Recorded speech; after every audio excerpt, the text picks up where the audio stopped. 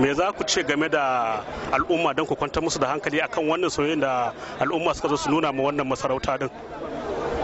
Da farko muna yi ma Allah godiya da ya kawo mu wannan rana mai albarka. Ba abin da zai faru a wannan rayuwa sai tare da sanin Allah. So muna kira ga jama'a masarautar Mina su kwanta da hankalinsu, su yi haƙuri, su yi imani ga Allah cewa shi Allah abinda muke so ba abinda muke son lalle shi ne Allah zai bamu ba. To shi ne mai yi a lokacin da ya gan dama wanda kuma ya ga ya dace da mu.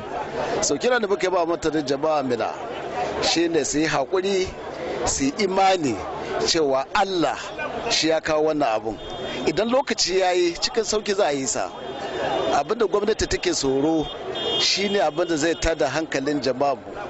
Abinda masarauta take so ita ne ta yi biyayya da abinda gwamnati ya umarce mu.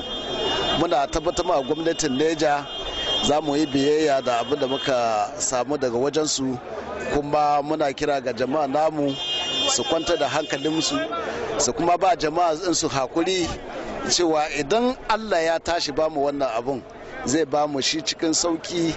Kada a zarge wani, abu ne muhimmi, kada a zarge wani cewa wannan ne ya yi kaza lokacin Allah ne kawai. Kuma muna godiya kwarai da sau da mutane suka nuna mana.